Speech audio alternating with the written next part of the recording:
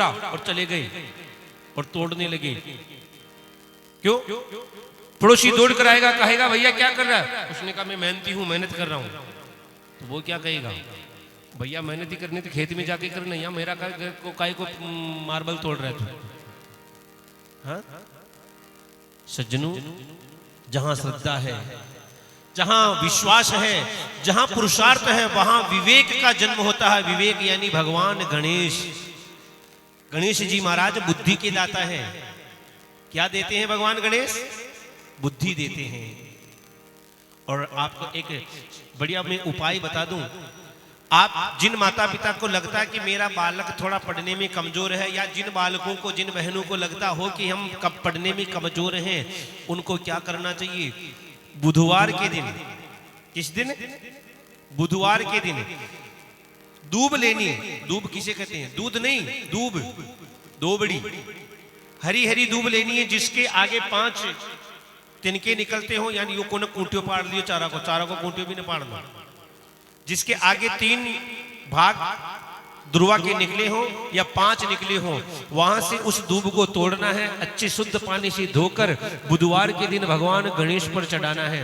7 बुधवार करके देख लेना, अगर आपके बालक में उसकी बुद्धि कुशाग्र न होने लग जाए तो फिर बताना। ये प्रयोग किया हुआ है। बुधवार के दिन भगवान गणेश जी पर दुर्वा दूब चढ़ाने से बुद्धि का विकास होता है। सज्जनों, अब जहां श्रद्धा है, जहां विश्वास है, जहां पुरुषार्थ है और जहां विवेक है, चारों जहां एक जगह है, वहां क्या आती है? समता आती है। क्या आती है? समता आती है, विषमता नहीं आती है। वहां किसी का नाम समता हो तो आप सोचेंगे वो आती है। समता आती है। समता यानी प्रेम बढ़ता है, कभी लड़ाई झगड़ा नहीं होता है। आपने कभी भगवान शंकर के परिवार को देखा है क्या? देखा किसी ने भगवान शंकर के परिवार को? नहीं देखा? अरे फोटो तो देखी होगी ने? फोटो में देखा भगवान शंकर के परिवार को? भगवान शंकर कैसे रहते हैं? हाँ, महाराज गले में सांपों की मुंडों की माला डाल ली और नीचे एक मृग चर्म लपेट लिया और पूरे शरीर पर भस्म लगा ली, बस मस्ती में मस्त है। और माता जगदम्बा को देखा आपने? कैसे रहती है? बढ़िया 16 श्रृंगार करके माता जगदम्बा रहती है। अब बताओ किसी घर में कोई भाई बेचारा सीधा साधा हो और सर्दी के दिनों में 15-15, 20-20 दिन तक नहाता धोता नहीं हो, और उसकी पत्नी रोज बढ़िया श्रृंगार करती हो, बताओ उन दोनों में बनेगी क्या? रोज झगड़ा होगा कि नहीं होगा? पत्नी तो रोज कहेगी जी क्या तुम सोमड़ी की तरह रहते हो, 15-15 दिन तक नहाते धोते नहीं हो, मुझे तो शर्म आती है आपको देखकर। तो लोग क्या कहेगा? पति कहेगा अरे देवी थोड़ा कम सजा धजा कर, जितना कमाता हूं उसी आधा तो तेरी सजने धजने में खर्च हो जाता है। प्रेम से बोलो, थोड़ा जोर से बोलो ना अब तो। हाँ, अब महाराज क्या भगवान शंकर में और माता पार्वती में कभी तू में होती है? भैया जहां विश्वास है, जहां श्रद्धा है, जहां पुरुषार्थ है, जहां विवेक है, वहां समता होती है। चलो एक उदाहरण और देकर बताऊं। आपने देखा होगा भगवान शंकर किस पर बैठते हैं?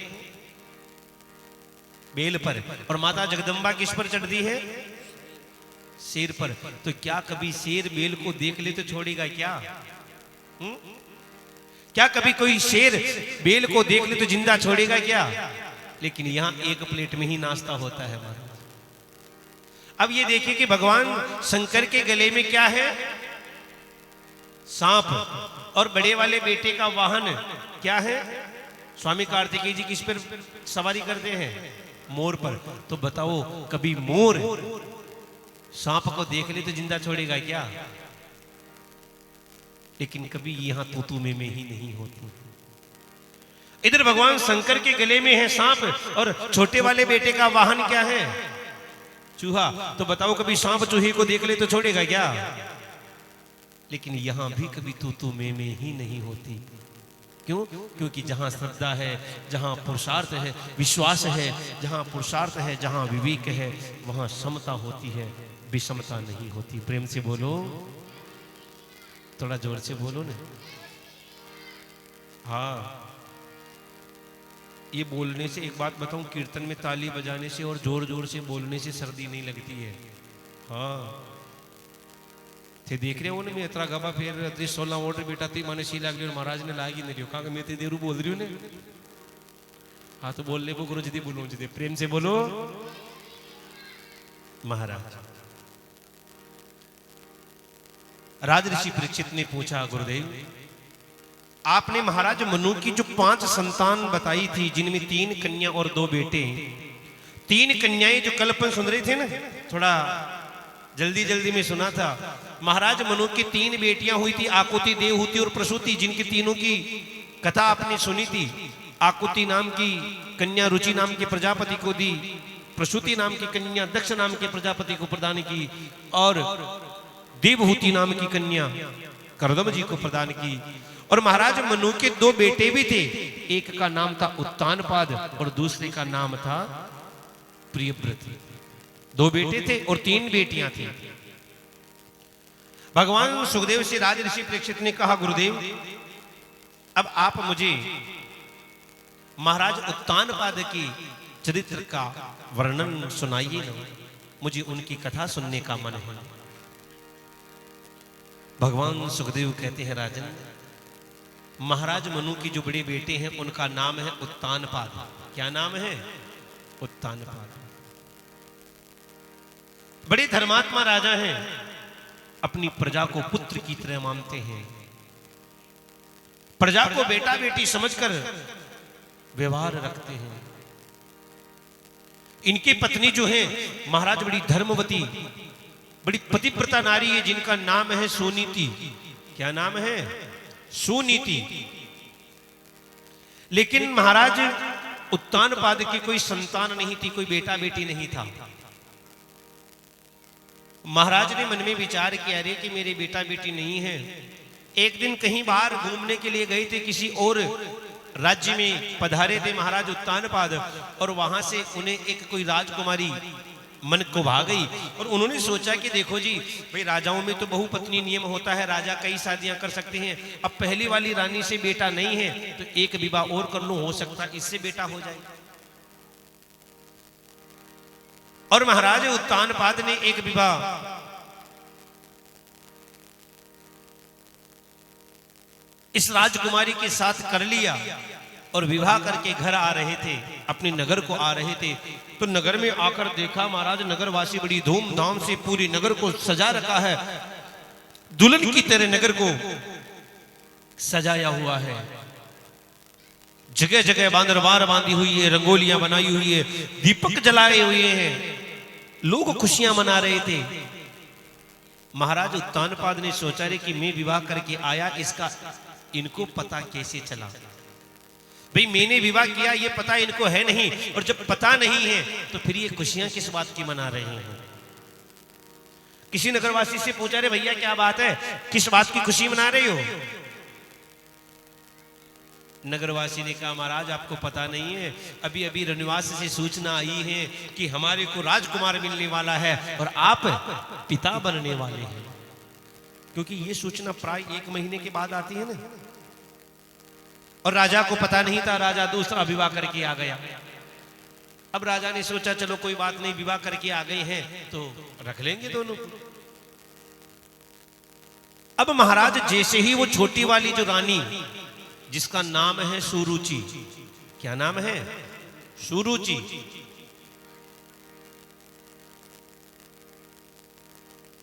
और महाराज जैसे ही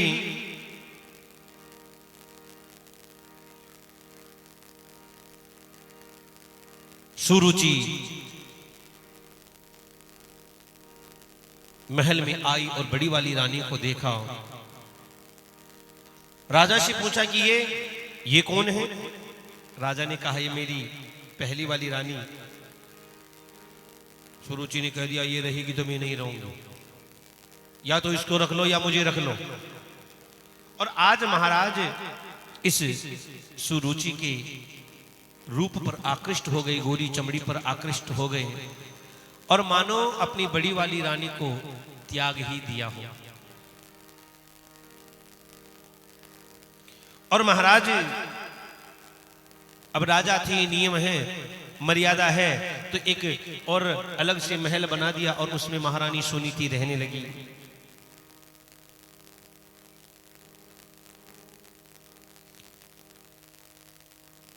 अब धीरे धीरे समय बीत रहा है, महारानी सुनीति को कोई काम धाम तो था नहीं। अब पहले तो राजा की सेवा करनी रहती थी, अब कोई काम धाम था नहीं। तो महारानी सुनीति ने सोचा कि अब क्या करें।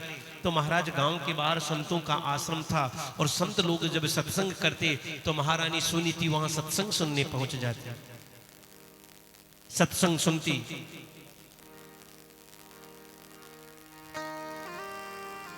सत्संग सुनती, संतों की यहाँ छोटी मोटी सेवा कर देती, जैसे झाड़ू बुहारी सोहनी सेवा कर देती। संतों के आश्रम में जो कथा कीर्तन के बाद प्रसाद मिलता, वो प्रसाद पाकर अपने महल में आ जाती।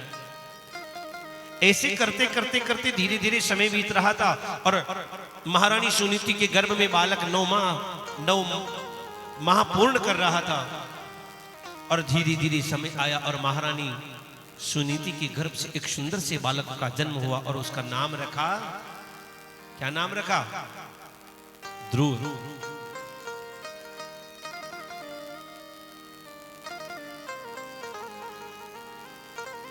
महाराज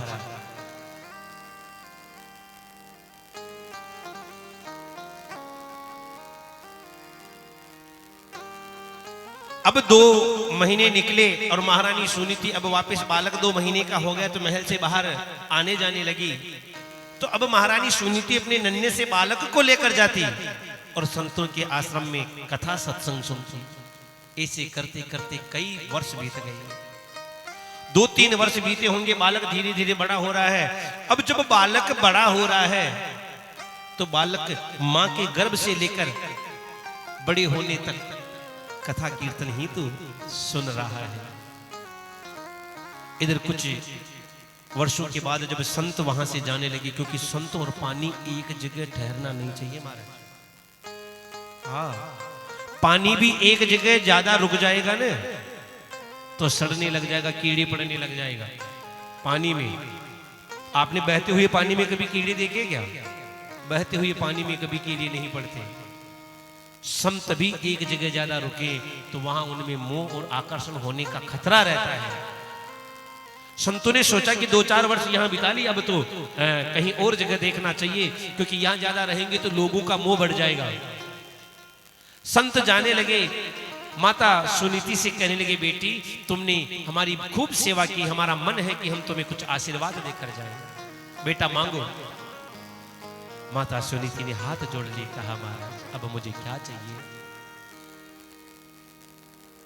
आपका आशीर्वाद बना रहे, बस यही मुझे चाहिए। नहीं नहीं बेटा, हमारा देने का मन है, कुछ न कुछ मांगो ना। माता सुनीति ने कहा, प्रभु देना ही चाहती है तो मुझे एक वरदान दो कि मेरी छोटी बहन, छोटी वाली रानी, उसके विवाह को अभी लगभग 4 वर्ष बीत गए लेकिन अभी कोई संतान नहीं है। अगर आपकी कृपा हो जाए तो उसके गर्भ से भी कोई बालक हो जाए, संतान हो जाए। संतों की आंखों में आंसू आ गए। कहा, बेटा जिस स्त्री के कारण, जिस रानी के कारण तेरे पति ने तुझे त्याग दिया और आज तू उसके ही मंगल की कामना कर रही है। सज्जनों, ये सत्संग का प्रभाव होता है। जो व्यक्ति सत्संग करता है ना, फिर उसके मन में राग और द्वेष नहीं रहता है। संतों ने आशीर्वाद दिया, संत चले गए। इधर संतों के आशीर्वाद से, संतों की कृपा से छोटी वाली रानी महारानी सुरुचि के गर्भ से भी एक बालक का जन्म हुआ। उसका नाम रखा उत्तम। क्या नाम रखा? उत्तम। दोनों बालक धीरे धीरे बड़े हो रहे हैं। एक दिन ध्रुव जी महाराज, लगभग अब आज 5 वर्ष के हो गए हैं, और एक दिन ध्रुव जी महाराज के मन में आया कि मैं मेरे पिता महाराज की गोद में बैठूं, पिता महाराज की गोद में खेलूं। और ऐसा मन बनाकर ध्रुव जी चले हैं। तो आज महाराज तो अभी अब ज्यादा देर तो महारानी सुरुचि के महल में, छोटी वाली महल के महल में ही तो रहते हैं। और महाराज ध्रुव जी चले सुनीति सुरुचि की महल में जाकर देखा तो महाराज उत्तानपाद बैठे हैं और ध्रुव जी दौड़कर महाराज उत्तानपाद की गोद में चढ़ गए। और जैसे ही उत्तानपाद महाराज की गोद में चढ़े, महाराज ने भी अपने बालक को अपनी गोद में उठा लिया। एक हाथ ठोड़ी में लगाकर एक हाथ माथे पे घुमा रही हैं। अरे बेटा तो अपना ही है। ऐसे बड़ी देर तक लाड प्यार करते रहे। इधर महाराज सुरुचि की नजर पड़ी, अरे बड़ी वाली का बेटा महाराज की गोद में। क्रोध आ गया, दौड़ कर गई और महाराज ध्रुव जी का हाथ पकड़ा और हाथ पकड़कर नीचे खींच कर नीचे पटक दिया। कहा रे कि तू इनकी गोद में बैठने का अधिकारी नहीं है। अगर तुझे इतना ही शौक है महाराज की गोद में बैठने का तो जंगल में जा और जंगल में जाकर भगवान के भजन कर और भगवान के भजन करके वरदान मांग। भगवान से कहना प्रभु मुझे अगला जन्म दो तो महारानी सुरुचि के गर्भ से देना और अगले जन्म में मेरे गर्भ से जन्म लेना, मेरे पेट से जन्म लेना और फिर महाराज की गोद में बैठना। सज्जनों, आज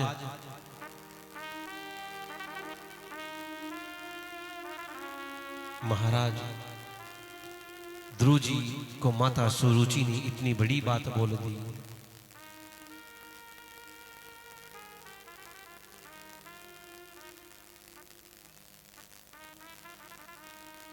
कि भगवान से वरदान मांगना और फिर मेरे गर्भ से जन्म लेना। अरे महाराज, भगवान मिलने के बाद गर्भ में कौन आना चाहता है? हाँ, शास्त्र तो कहते हैं ना, गर्भवास समम दुखम न भूतो न भविष्यति। माँ के गर्भ में बालक को जितना दुख होता है, जितनी पीड़ा माँ के गर्भ में होती है ना जीव को, उतनी पीड़ा तो सज्जनों नरक में भी नहीं मिलती है। हाँ, जितनी यातना बालक को जीव को मां के गर्भ में मिलती है उतनी यातना नरक में भी नहीं मिलती है। आपको पता है इस बालक को, इस जीव को मां के गर्भ में 9 महीने तक कैसे रहना पड़ता है? उल्टा रहना पड़ता है 9 महीने तक। अब बताओ, कोई आपको 9 मिनट उल्टा लटका दे तो लटक सकते हैं क्या अपन? महाराज 9 मिनट में आंखें लाल हो जाएगी, हालत खराब हो जाएगी। 9 मिनट नहीं रह सकते अपन उल्टा, और ये यहां 9 महीने तक मां के गर्भ में उल्टा लटका रहता है। इधर मां अपने स्वाद के कारण थोड़ी मिर्च ज्यादा खा जाए। अरे आज अपने इस चमड़ी पर कितनी कठोर चमड़ी, फिर भी मिर्ची लग जाए तो कितनी जलन होती है। बालक मां के गर्भ में रहता तो कितना सुकोमल है, और जब मां अपने स्वाद के कारण थोड़ी मिर्ची ज्यादा खा ले तो बताओ बालक के कितना कष्ट होता होगा, कितनी पीड़ा होती है, बड़ा तड़पता है। मां के गर्भ में छोटे छोटे कीड़े इसे काटते रहते हैं, ये बड़ा तड़पता है। कल समय के अभाव में आप हम सबने कपिल देवहूति के संवाद में इतना नहीं सुन पाए। भगवान कपिल कहते हैं मां, ये जीव मां के गर्भ में जितना दुख भोगता है उतना तो कहीं भोगता ही नहीं। सज्जनों, और आज महारानी सुरुचि ने कह दिया कि जाओ भगवान का भजन करो और भगवान की तपस्या करके वरदान में मांगना क्या? मेरे गर्भ से जन्म ले। अरे महारानी सुरुचि ने तो महाराज भगवान को छोटा बना दिया और गर्भ को बड़ा बना दिया। ध्यान दे के सुनना, एक होता है साधन और दूसरा होता है साध्य। जैसे अपने को यहां से केकड़ी जाना है, अब आप यहां से निकले और रोड तक गए थे, अब आपको बस मिली कि टैक्सी मिली कि कोई बाइक मिली, जो भी साधन मिला, आप वहां से केकड़ी पहुंच गए। तो फिर बताओ, केकड़ी पहुंचने के बाद भी अगर साधन की चिंता करें तो मूर्खता है कि नहीं है? अरे भाई, केकड़ी जाना था, पहुंच गए, अपना काम करो। जब जाएंगे तब देखेंगे, जो बस मिलेगी, जो साधन मिलेगा उसमें चले जाएंगे। यहां माता सुरुचि ने, महारानी सुरुचि ने भगवान को बना दिया साधन और अपने गर्भ को बना दिया साध्य, कि भगवान से मेरे गर्भ को प्राप्त करो। सज्जनों, ध्रुव जी ने जैसे ही सुना रोने लगे और रोते रोते अपनी मां दी सुनीति के पास पहुंचे। और महारानी सुनीति को तो यह बात पहले से ही पता चल गई थी माता सुनीति ने बड़ा समझाया, बेटा काहे को रोता है? अरे माँ, मैं मेरे पिताजी की गोद में ही तो बैठना चाह रहा था, और छोटी माँ ने तो मुझे बैठने भी नहीं दिया। और माँ, उन्होंने तो ये तक कह दिया कि जंगल में जा और भगवान के भजन कर। माता सुनीति ने ध्रुव जी की माथे पर हाथ घुमाकर कहा, बेटा तेरी छोटी माँ ने सही तो कहा है। अरे तेरी छोटी माँ ने सही तो कहा, तू दुनिया के पिता की गोद में बैठना चाहता है, लेकिन तेरी छोटी माँ ने तो तुझे परम पिता की गोद में बैठने के लिए कह दिया है। अरे दुनिया का पिता आज है, कल नहीं, लेकिन भगवान तो परम पिता है महाराज। बेटा जाओ और जाकर भगवान के भजन करो। धन्य है वो माँ जो अपने नन्हे से 5 वर्ष के अबोध बालक को जंगल में भजन करने के लिए भेज रही है। कोई भेज सकती है 5 वर्ष के बालक को कोई मां भजन करने के लिए, लेकिन आज महारानी सुनीति अपनी नन्हे से बालक को भजन करने के लिए भेज रही है। कहा जाओ बेटा। और ध्रुव जी महाराज घर से निकलकर वन की तरफ जा रहे हैं। जैसे किसी सांप को कोई डंडा लगा दे और सांप गुस्से में फुफकार मारे, वैसे ध्रुव जी महाराज अब छोटे बालक हैं और क्षत्रिय हैं, राजपूत हैं, तो गुस्सा आना स्वाभाविक है। क्रोध में भरे हैं, बड़े बड़े लंबे लंबे श्वास ले रहे हैं और रोते रोते वन में जा रहे हैं। और ध्रुव जी चले हैं वन की तरफ। इधर नारद जी ने मन में विचार किया, रे कि ये जा तो रहा है, छोटा बालक है, क्या पता अरे वन में जाकर भजन करेगा कि डर जाएगा, इसलिए इसकी परीक्षा ले लो। हाँ, परीक्षा लेना जरूरी है ना। तो महाराज नारद जी पधार गए और नारद जी ने आकर ध्रुव जी को रोका, कहा बेटा कहां जा रहे हो? ध्रुव जी ने कहा, महाराज मैं वन में जा रहा हूं। क्यों? भजन करने। नारद जी ने कहा, बेटा तुमने अभी वन देखा है? अरे बेटा तुमने वन नहीं देखा होगा, तुमने तो वन केवल अपनी नानी की कहानी और दादी की कहानियों में ही वन को सुना। बेटा वन बड़ा भयंकर होता है, वहां बड़ी बड़ी चिता, बड़ी बड़ी शेर, रिछ, अजगर इत्यादि बड़ी बड़ी हिंसक जीव रहते हैं। बेटा वो तुम्हें मार देंगे। ध्रुव जी ने कहा, महाराज अगर वो मार देंगे तो मर जाएंगे। अरे जब भगवान जिसको मारना चाहते हैं, दुनिया की कोई ताकत उन्हें कोई बचा सकती है क्या? और जिनको भगवान बचाना चाहते हैं, उन्हें दुनिया की कोई ताकत मार नहीं सकती है। इसलिए अगर भगवान मारेंगे तो मर जाएंगे। चले, लेकिन जाऊंगा तो मैं वन में। नारद जी ने कहा, ठीक है बेटा, लेकिन एक बात बताओ, तुम तो राजकुमार हो, घर में 5 बार भोजन करते हो, लेकिन बेटा वन में जाओगे तो वहां क्या खाओगे? अरे वहां खाने पीने के लिए कुछ नहीं है, यहां तो तेरी माँ तेरे लिए 5 बार भोजन तैयार कर देती है, वहां क्या खाओगे? ध्रुव जी ने कहा, प्रभु जो भगवान छोटे से छोटे जीव का भी पेट भरते हैं, क्या वो मेरा पेट नहीं भरेंगे? ध्यान से सुनिएगा मेरे सज्जनों। ध्रुव जी कहते कि क्या भगवान जंगल के जीवों का पेट भरते हैं, वो भगवान मेरा पेट नहीं भरेंगे? लेकिन आजकल आप हम सभी चिंता इसी की रहते, महाराज कामावा को न खावा खाए, लेकिन महाराज अतरो कमायो जी ने खा नहीं गया, वो फेली फरा गया तो फिर कमावा को मतलब खाए। एक बात और बताऊं, आप हम सब तो बड़े सौभाग्यशाली हैं कि कमाते हैं, वो खाते भी हैं, लेकिन ऐसे ऐसे लोग भी मैंने देखे हैं जो महाराज कमाया इतना कमाया कि उनको पता नहीं कि कितना कमाया हुआ है, और उनको कहो कि खाते क्या हो? महाराज कुछ नहीं, शाम को थोड़ा मूंग की दाल का पानी और 1 लूकी रोटी खाती हैं, डॉक्टर ने घी दूध मना खाने के लिए तो मना किया है। हाँ, अरे ऐसा धन भी किस काम का जिसको आप हम सभी खा नहीं सकते। महाराज यहां भोजन की चिंता करें क्यों? तुलसीदास जी कहते हैं कि जब दांत न थे तब दूध दियो, जब दांत दिए तब अन्न भी देगो। थोड़ा ध्यान से सुनिएगा कि जब दांत न थे तब दूध दियो, जब दांत दिए तब अन्न भी देगो।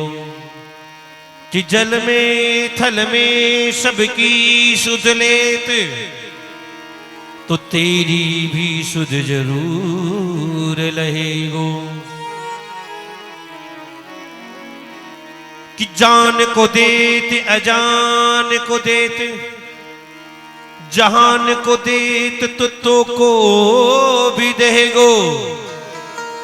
रे मन मूरख सोच करे क्यों, सोच करे कछु हाथ न लहेगो। महाराज तुलसीदास जी कहते हैं, आप हम सभी चिंता करते हैं कि कमाएंगे नहीं तो क्या खाएंगे, लेकिन एक बात बताओ, बालक माँ के गर्भ में 9 महीने रहता तो वो क्या खाता है? हाँ, भगवान उसका भी वहां पेट भरते कि नहीं भरते हैं? और बालक का जन्म होता है और बालक जन्म लेकर आता है तो बताओ आती रोटी खाने लग जाता है क्या? नहीं खाता ना। क्या करता वो? दूध पीता, वो भी कौन सा? माँ का दूध। अब एक बात बताओ, जिस कन्या के, जिस स्त्री के बालक नहीं हुआ, बालक ही पैदा नहीं हुआ, तो क्या उसके स्तनों में उससे पहले दूध होता है? उससे पहले दूध नहीं रहता है। लेकिन जैसे ही बालक का जन्म हुआ, भगवान सोचते हैं भैया अब ये क्या खाएगा, इसलिए माँ के स्तनों में दूध दे देते हैं और बालक अपनी माँ का दूध पीकर बड़ा हो रहा होता है। अब इधर बालक धीरे धीरे बड़ा होता है, अब साल सवा साल का हुआ, अब उसके थोड़े छोटे छोटे दांत आने लग जाते हैं, थोड़ा ऊपर का दूध भी पीने लग जाता है, फिर माँ उसको ऊपर की चीजें भी खिलाने लग जाती है। हाँ, दूध में रोटी भिगो देती है और उसके मसल कर उसे पिला देती है। अब आजकल थोड़ी देती है, देती है क्या? अपने गाँव में देते होंगे, वरना आजकल तो गाँव में भी नहीं देते महाराज। आजकल तो वो क्या कहते हैं, हॉर्लिक्स, ब्रोनवीटा और न जाने वो क्या क्या ले आते हैं, बिस्कुट। अब बिस्किट किसके बने उनको पता नहीं है, लेकिन महाराज छोरा ने बिस्कुट को। और आजकल चलो बिस्किट तक तो ठीक है, लेकिन आजकल वो एक नई चीजें, और वो क्या नाम, नहीं सरलेक नहीं, वो छोटे बच्चे खाते कुरकुरा। हाँ, सत्य बात बताओ महाराज, उनमें प्लास्टिक होती है, और जिन बच्चों को आप कुरकुरे खिलाकर देख लेना, जिस उस दिन पेट भर के उसके कुरकुरे खिला देना, दूसरे दिन उसका पेट तक साफ नहीं होता है। हाँ, लेकिन अब माँ बाप, महाराज माँ का तो एकलो चोर, भाई नहीं नखवाओ तो कोई न खवाओ। अरे भाई खिलाना है तो इसको दूध पिलाओ, बादाम खिलाओ और कुछ चीज खिलाओ, लेकिन ये सी चीजें क्यों खिलाते हो जिससे इसका ही स्वास्थ्य खराब हो?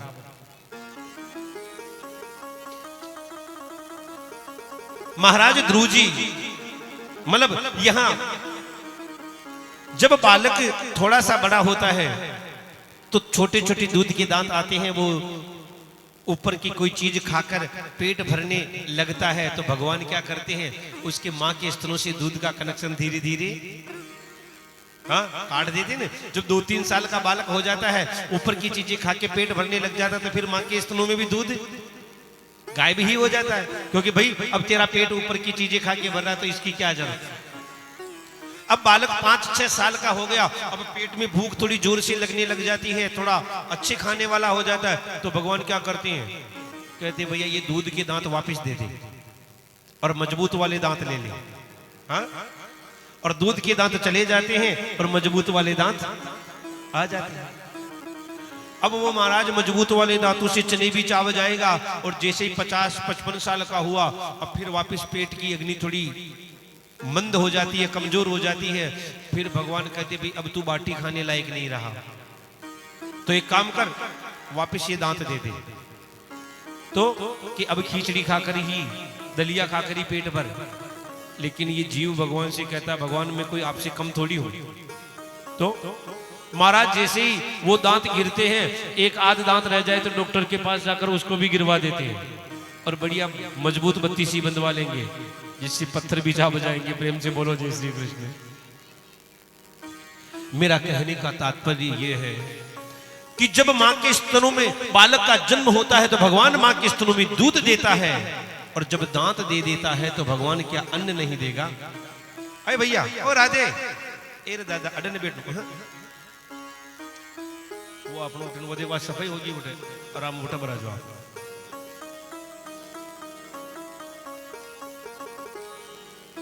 महाराज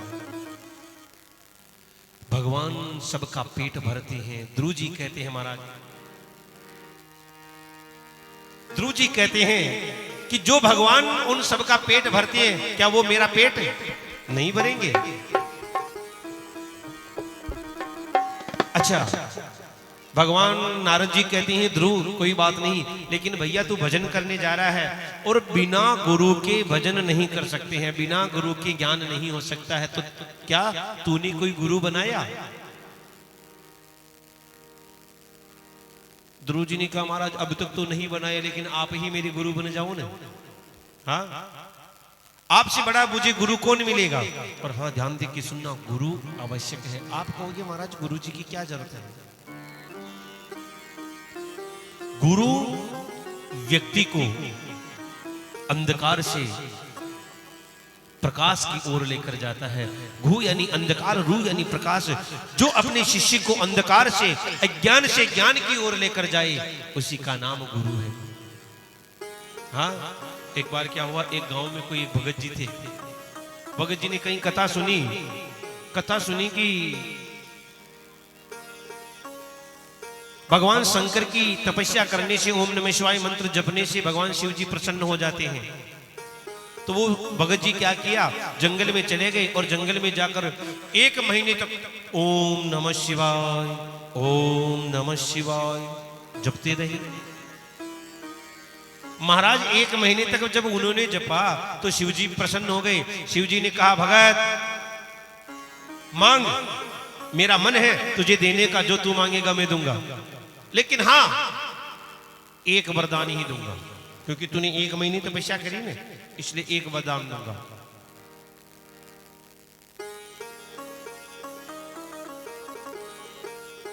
भगत ने कहा महाराज अभी तक मैंने सोचा ही नहीं कि क्या मांगना है।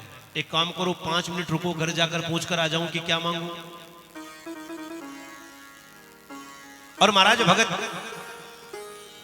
घर दौड़ा गया और घर जाकर पूछा घर वालों को, रे आज मेरे पर शिव जी प्रसन्न हो गए हैं, बताओ वरदान देना चाहते हैं, क्या मांगू? महाराज घर में बूढ़ी पिताजी बैठे थे। पिताजी ने कहा बेटा मेरा पूरा जीवन गरीबी में बीत गया है, आज अगर शिव जी प्रसन्न हो गए हैं ना, तो एक काम कर बेटा, मेरे लिए धन मांग ले, ताकि मेरा बुढ़ापा तो आराम से निकल जाए। जितने में महाराज पोल में खटिया पे बैठी थी माँ ने कहा बेटा 10 साल से अंधी हूं, तेरी शकल भी नहीं देख पाई हूं, एक काम करने मेरे लिए आंखें मांग ले, ताकि मरते जीवते एक बार तेरी शकल तो देख लूं, ताकि मेरा मन खुश हो जाए, मरते मरते तुझे देख तो लूं। इधर महाराज जैसे ही जाने लगा तो घर के दरवाजे के पीछे खड़ी थी हेड कमान पत्नी ने कहा जी क्या बात है?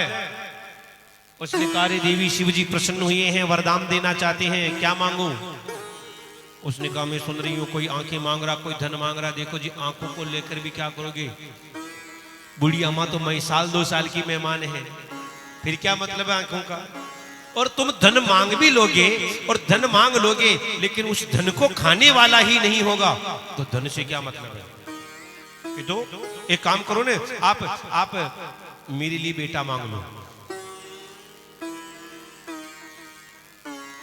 भगत दौड़ा भोलेनाथ के पास गया, कहा भोलेनाथ दे दो कि क्या मेरी पत्नी के लिए बेटा दे दो, मेरी माँ के लिए आंखें दे दो, और मेरे पिताजी के लिए धन दे दो। शिव जी ने कहा भैया नहीं, तूने 1 महीने तपस्या की, इसलिए एक वरदान ही दूंगा, कोई भी एक मांग ले। अब मन में विचार किया अब क्या करूं, अब क्या करूं? अगर मैं धन मांगू तो माँ और पत्नी नाराज, बेटा मांगू तो पिताजी और माताजी नाराज, अब करूं तो क्या करूं? भगत ने कहा 5 मिनट और रुको और पूछ के आ जाऊं। फिर दौड़ा कर गया, घर जाकर पूछा रे बताओ क्या मांगू? फिर पत्नी तो कहती मुझे बेटा चाहिए, माँ कहती आंखें चाहिए, पिताजी कहते धन चाहिए। अब वो भगत गांव में 2-4 बार ऐसे दौड़ गया था ना, तो हमारे संत जी जैसे, महाराज जी जैसे कोई बुजुर्ग संत जा रहे थे, उन्होंने कहा बेटा क्या बात है? उसने कहा महाराज आज शिव जी प्रसन्न होकर वरदान दे रहे हैं। संत जी ने कहा तो मांग लेना। उसने कहा महाराज कैसे मांगू? वो 1 देना चाहते हैं, घर में 3 चाहिए। संत जी ने कान में मंत्र फूंक दिया, जा ये मांग ले। अब तो महाराज वो भगत गया और जाकर शिव जी से कहने लगा, हाँ बोले बाबा दे दो वरदान। शिव जी ने कहा भैया 1 वरदान दूंगा। भगत ने कहा 1 से दूसरा मुझे भी नहीं चाहिए, 1 से दूसरा मुझे भी नहीं चाहिए। अच्छा तो मांगो। भगत कहता महाराज मुझे ये वरदान दो कि मेरी मां अपने पोते को सोने की थाली में खाते हुए देख ले। क्या मांगा? मेरी मां उसके पोते को सोने की थाली में खाता हुआ देख ले, बस यही वरदान चाहिए। भगवान शंकर ने कहा भैया अब की बार कोई गुरु बना लिया दिखता है, हाँ इसलिए गुरु की जरूरत ज्यादा रहती है महाराज, आवश्यक है। और नारद जी ने कहा कि ध्रुव तूने कोई गुरु बनाया? ध्रुव जी ने कहा महाराज आप ही मेरे गुरु बन जाओ ना, फिर मैं और किसको गुरु बनाऊं? और नारद जी महाराज ने ध्रुव जी महाराज को बड़ा सुंदर उपदेश किया और कहते हैं कि हे ध्रुव एक काम करो, तुम यहां से यमुना जी के किनारे चले जाओ। कहते हैं कि ततात गच्छ भद्रन्ते यमुनाया तटशुचि पुण्यं मधुवनं यत्र सानिध्यं नित्यदा हरे। हे ध्रुव तुम यहां से मथुरा के पास एक वन है जिसका नाम है मधुवन। क्या नाम है? मधुवन। और आप वहां मधुवन के किनारे चले जाओ और मधुवन के किनारे यमुना जी के किनारे बैठकर भजन करना, वहां भजन करना। और प्यास लगे तो यमुना जल पी लेना, भूख लगे तो थाल की फल खा लेना। और एक मंत्र भी दिया जिसको द्वादशाक्षरी मंत्र कहते हैं, 12 अक्षर का मंत्र है। वो सुंदर मंत्र दिया। वो कौन सा मंत्र है? 12 अक्षर का जो मंत्र है वो कौन सा है? पाचन आवाज आ रही कि ना रही? आ रही क्यों नहीं? आपके इधर आ रही है, आपके उधर वो पीछे वाली हमारी माताएं वो आ रही आवाज? चलो ठीक।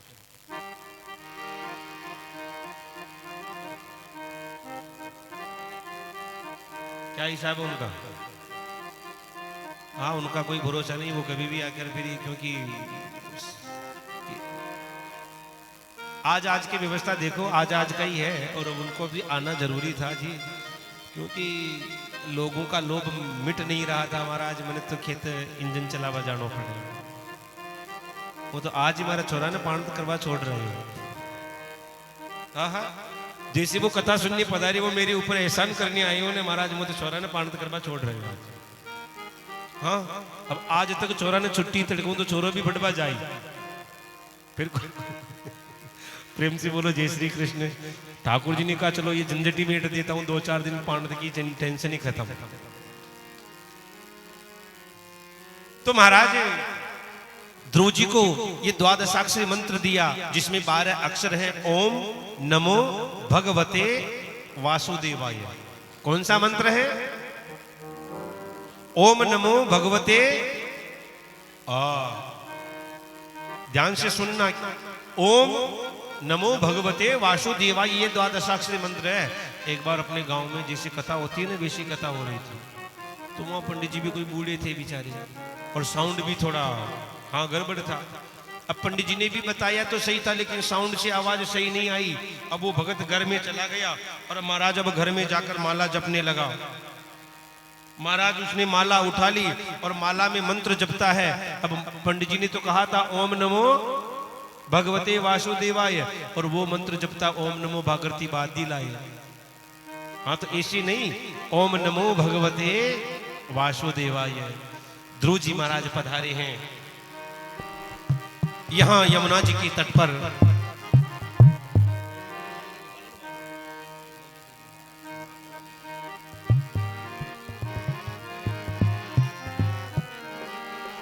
ध्रुव जी यमुना जी के किनारे पधारे, यमुना जी में स्नान किया और स्नान करके अब भजन करने बैठे हैं। आइए आप हम सभी भी ध्रुव जी के साथ भजन करते हैं। हो सकता है वैसे तो ये द्वादशाक्षरी मंत्र है, हर कहीं गाना नहीं चाहिए, हर अवस्था में गाया नहीं जाता, लेकिन ये भागवत का पांडाल है, भागवत कथा का, और ठाकुर जी के सामने इस मंत्र को अगर गाएंगे तो लाखों गुना ज्यादा फल देगा, इसलिए बड़े प्रेम के साथ सभी गाएंगे। ओम नमो भगवते वासुदेवाय, ओम नमो भगवते वासुदेवाय, ओम नमो भगवते वासुदेवाय, ओम नमो भगवते वासुदेवाय, ओम नमो भगवते वासुदेवाय, ओम नमो भगवते वासुदेवाय, वासुदेवाय प्रभु नंद नंदनाय,